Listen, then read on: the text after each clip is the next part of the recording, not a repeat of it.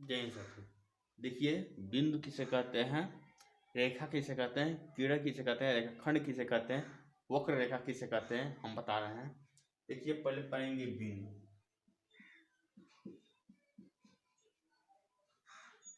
बिंदु क्या है? देखिए, बिंदु जब किसी चीज में बिंदु को ए और बी से निरूपित करते हैं, ठीक है। जब कोई नाप होता है, कोण बनाते हैं या 90 अंश कोण बनाते हैं, ठीक है। जैसे ये बिंदु है, ठीक है। अब ये दो बिंदु है, दोनों बिंदु क्या मिला देते हैं, एक रेखा प्राप्त होती है। तो बिंदु वही काम करता है, बिंदु को ऐसे बिंदु को प्रदर्शित करते हैं। अब बिंदु को प्रदर्शित करने से ए बी या एक्स वाई जेड लिख देते हैं, ठीक है। और बिंदु इसे कहते हैं। किरण क्या होता है? किरण देखिए, किरण एक सीधी रेखा में चली जाती है, ठीक है। जैसे कोई संख्या एक, इसको क्या कहते हैं, एक किरण कहते हैं, इसको बढ़ाया जा सकता है, ठीक है। इसे ये संख्या को ए 20 लिख सकते हैं, लेकिन इसको बढ़ाया घटाया जा सकता है। किरण की जो रेखाएं हैं उसको घटाया या बढ़ाया जाता है, लेकिन यही रेखा खंड जो होता है, रेखा होती है, ठीक है, एक मानक रूप होता है, जिसे हम क्या कहते हैं, इसे निरूपित करते हैं। ना ये अधिक मोटा ना अधिक पतला होता है, इसके दोनों सिरों क्या होता है, तीर के निशान लगे होते हैं कि इसका इतने इससे बड़ा यह नहीं होगा, ठीक है। और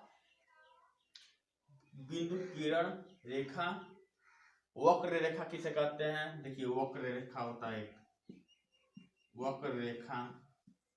वक्र रेखा वो होती है जो ऐसे, इसे कहते हैं वक्र रेखा कहते हैं। इसका भी नामकरण कर देते हैं।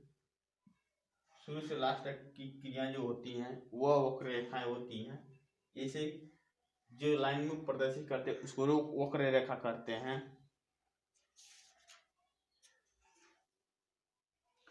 देखिए, समतल, अब आता है कोण। देखिए, बिंदु जिसे कोण होता है,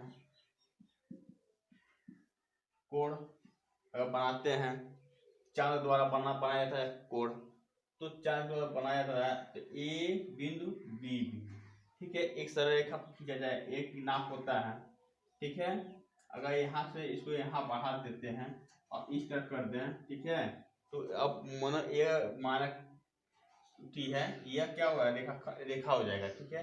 लेकिन किरण क्या है, किरण क्या होता है, अनंत तक बढ़ सकता है, घट भी सकता है।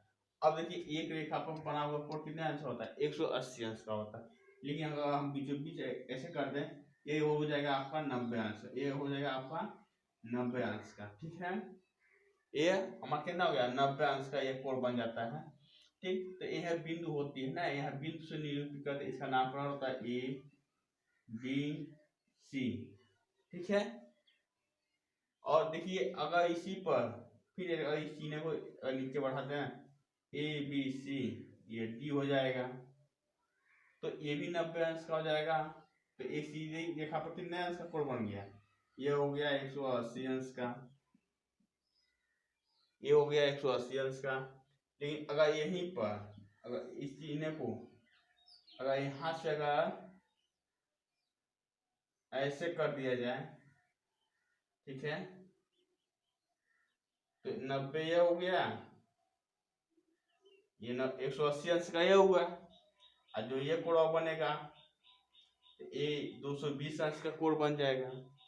और फिर देखिए,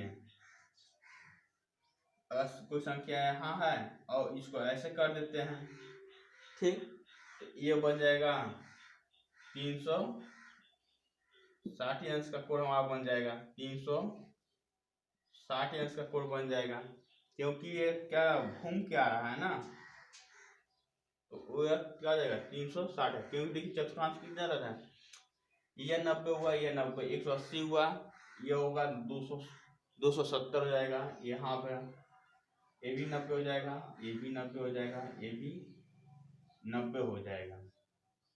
तो अगर कोई भी संख्या हो इस तरह हो, ठीक है, और इसको ऐसा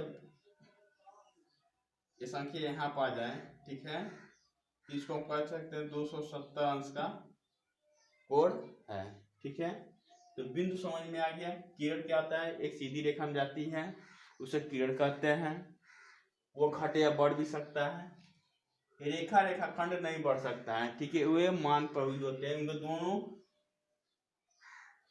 इनका जितना मान होता है उतना ही रेखा पर खींची जाती है, ठीक है। यहाँ भी क्लोज होता है, यहाँ भी क्लोज कर दिया जाता है, ठीक है।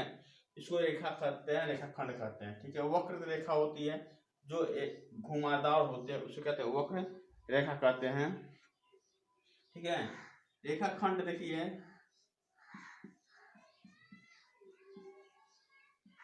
रेखाखंड में होता है 2 बिंदु होते हैं,